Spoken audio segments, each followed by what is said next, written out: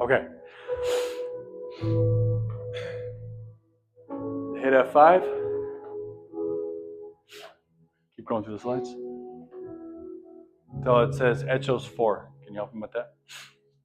Si tienen sus Biblias, abran con nosotros el libro de los Hechos, capítulo 4. Es evidente que hemos estado leyendo mucho el libro de los Hechos a principios de año, y una de las cosas que más hemos disfrutado es la profundidad que se obtiene al dedicar tiempo a leer las Escrituras. Sé que acabamos de hacer un estudio bíblico sobre el capítulo 11 de Hechos, y sé que mañana será el capítulo 12, que completa los primeros 12 días del año, pero Juan y yo hemos decidido seguir leyendo hasta el final del libro de Hechos, porque es muy emocionante. Así que hoy me gustaría compartir con ustedes algunas reflexiones del capítulo número 4 del libro de Hechos. Pero antes de hacerlo, me gustaría compartir con ustedes una ilustración. No estoy seguro de si esta ilustración es cierto o no. Creo que tiene algo de verdad, pero no puedo estar seguro. La historia cuenta que en 1911. 1911. Un hombre llamado Vincenzo Perugia trabajaba en un museo de París llamado la Louvre. ¿Sabe la Louvre? Ahí es donde se encuentra la famosísima pintura de la Mona Lisa. Y la historia cuenta que Perugia fue cómplice al permitir que un hombre llamado Valfierno entrara en el museo y robara la pintura. Lo interesante de la historia es que Valfierno sabía que si robaba la pintura le costaría mucho sacarla de país. También sabía lo complicado que sería vender la pintura una vez robada. Así que lo que hizo Valfierno fue contratar a un artista para que reprintara la Mona Lisa 6 veces, con el fin de poder llevarse esos cuadros mientras la Mona Lisa seguía en el museo. Okay. Y enviarlos a diferentes lugares de todo el mundo. Y cuando robara el cuadro, poder vender esas otras 6 copias. La razón por la que digo esto es porque todo lo que Valfierno tenía que hacer era llevarse el original. Y así poder vender 6 copias falsificadas de la Mona Lisa en todo el mundo y quedarse con el original. Porque todo lo que hay que hacer es llevarse el original para vender una falsificación. Leemos el capítulo 4 de los Hechos a partir del versículo 13. Entonces viendo el denuendo de Pedro y Juan, y sabiendo que eran hombres sin letras y del vulgo, se maravillaban, y les reconocían que habían estado con Jesús. Y viendo al hombre que había sido sanado, que estaba en pie con ellos, no podían decir nada en contra. Entonces les ordenaron que saliesen del concilio y conferenciaban entre sí, diciendo: ¿qué haremos con estos hombres? Porque de cierto señal manifiesta ha sido hecha por ellos, notaría a todos los que moran en Jerusalén, y no lo podemos negar. Sin embargo, para que no se divulgue más entre el pueblo, amenacémosles,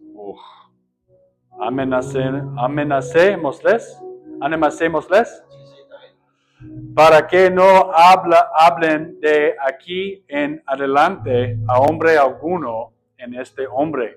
Y llamándolos, les intimaron que en ninguna manera hablasen ni enseñasen en el nombre de Jesús. Mas Pedro y Juan respondieron diciéndoles, juzgad si es justo delante de Dios obedecer a vosotros antes que a Dios, porque no podemos dejar de decir lo que hemos visto y oído. Ellos entonces les amenazaron y les soltaron, no hallando ningún modo de castigarles por causa del pueblo, porque todos glorificaban a Dios por lo que se había hecho. Y que el hombre en quien se había hecho este milagro de sanidad tenía más de 40 años. Y puestos en libertad vinieron a los suyos y contaron todo lo que los principales sacerdotes y los... ¿Cómo? Sacerdotes y los ancianos les habían dicho. Y ellos, habiéndolo oído, alzaron unánimes la voz de Dios y dijeron, soberano Señor, tú eres el Dios que hiciste el cielo y la tierra, el mar y todo lo que en ellos hay. Amén. Lo que vemos en nuestro texto es muy profundo. La Biblia explica que los discípulos predicaban el evangelio y molestaban a los religiosos. Una de las frases que más me gusta es que dice que oran hombres sin educación ni conocimientos. Y esa nueva vida me da esperanza porque significa que no hace falta ser más inteligente, ni las personas más sofisticadas, ni las expertas para ser seguir de Cristo. Eso significa que lo único que realmente importa para convertirse en un hombre o una mujer de Dios es tener un corazón para Él. La Biblia explica que los discípulos tenían audacia. La Biblia explica que estos discípulos curaban a las personas en el nombre de Jesús. La Biblia nos dice que no eran los hombres más inteligentes, pero no tienen una experiencia real con Dios. Escúchenme hoy, iglesia. ¿Sí? Eso es lo que queremos, una experiencia real con Dios. No es necesario tener estudios, no es necesario tener un título, no es necesario ir a las mejores escuelas para ser seguidor de Cristo. Todo lo que hay que hacer es tener un corazón dispuesto a arder por Él. La Biblia continúa diciendo que estos hombres estaban ante los líderes religiosos.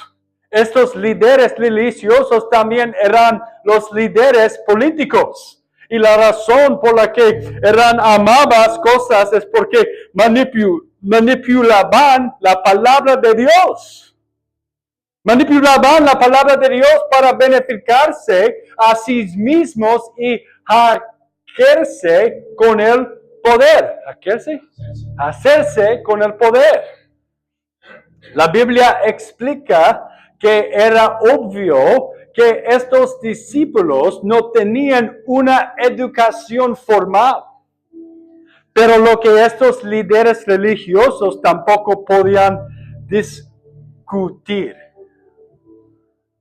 era el hecho de que el hombre había sido sanado. ¿Sabes que esa es la verdad es la verdad del asunto hoy en día? Puedes discutir muchas cosas en tu vida. Puedes intentar cambiar los hechos y las perspectivas sobre muchas cosas, pero no puedes cambiar la verdad.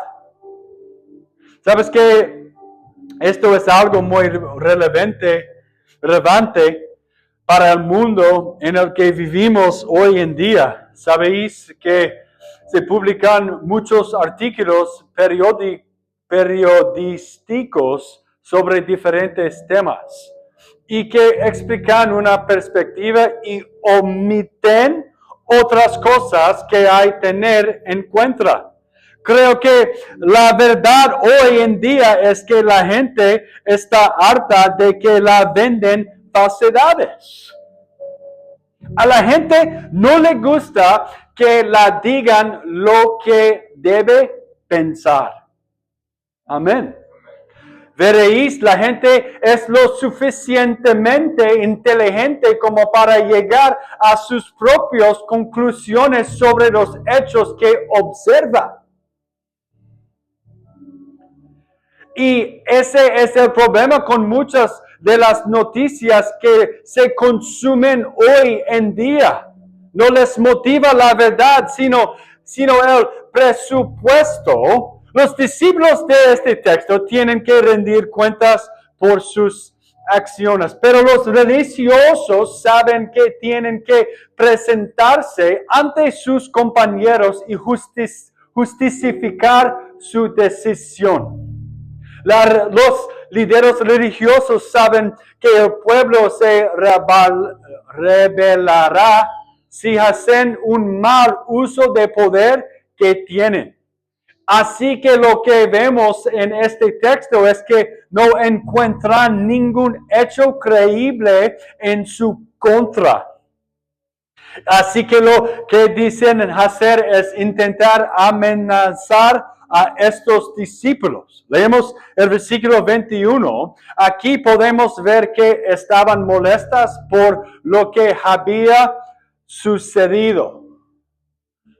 I don't know if I can see it. Por favor. Entonces les amenazaron y les soltaron, no hallando ningún modo de castigarles por causa del pueblo, porque todos glorificaban a Dios por lo que se había hecho. Sí. Dice 21. 21, sí. Esto siempre me fascinará. Los religiosos están más molestos porque este hombre se curó y sus poderes se ven amenazados y que son falsos, que porque la gente pueda escuchar la verdad por primera vez. Es muy interesante que un hombre se cure y los religiosos se enfaden porque no lo hicieron ellos. Entonces, ¿qué hacen los religiosos? Los amenazan. Déjenme decirles algo hoy en día. Cada vez que vean a un grupo de religiosos tratando de usar la fuerza para detenerlos, es posible que están haciendo algo correcto. Cada vez que la gente trate de obligarlos a calar sobre la bondad de Dios, es posible que están haciendo algo correcto. Quiero continuar leyendo la historia en versículo 27. ¿Sabe? You go to the next thing. Al 31.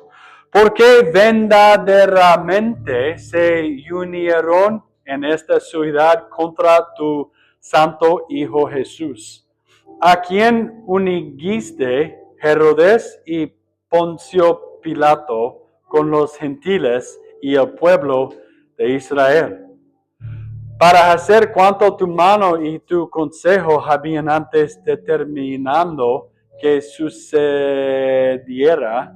Y ahora, Señor, mira sus amenazas y concede a tus siervos que con todo denuendo hablen tu palabra, mientras extiendes tu mano para que se hagan sanidades y señales y prodigios mediante el nombre de tu santo Hijo Jesús.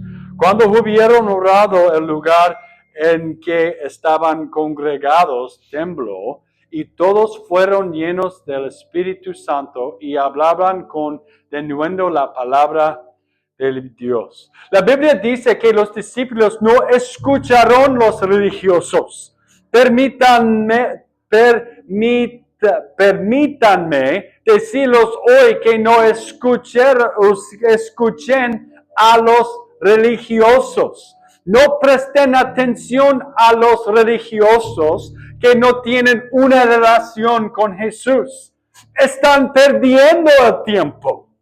Pero retomamos las escrituras en una oración, y lo que me parece fascinante de esto es lo que los discípulos están siendo amenazados con el miedo. A los discípulos se les dice que el gobierno va a actuar contra ellos. Y por lo tanto, su oración no es para que Dios elimine al gobierno. Quiero decir que, en mi caso, quería que ese problema desapareciera de mi vida. A lo largo de los años, cuando rezo, cuando orar, le he pedido a Dios que elimine mis problemas. También he rezado para que Dios me quite estas cosas.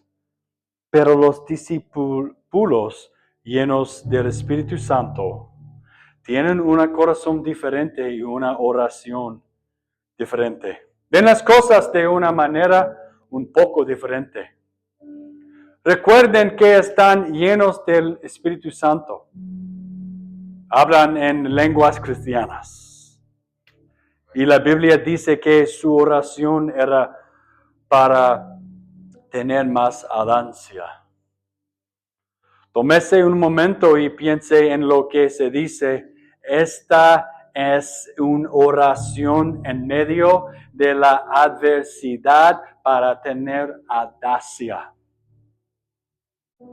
Esa no es la primera oración que me viene a la mente en este tipo de situaciones. Quizás una oración por sabiduría, una oración por confianza, sí, pero una oración por audacia queda más abajo en la lista. Sin embargo, lo que nos dice estas escrituras es que cuando somos empoderados por Dios y nos enfrentamos a la oposición, debamos orar por audacia. Espero que ese cambio sea una forma de pensar hoy. Espero que la próxima vez que luchen con la confianza, luchen con la confianza, o se enfrenten al miedo de una situación, cambien su oración por la audacia. Eso es todo lo que hoy. Aleluya. Por favor, me gustaría que inclinaran la cabeza y cierran los ojos, por favor.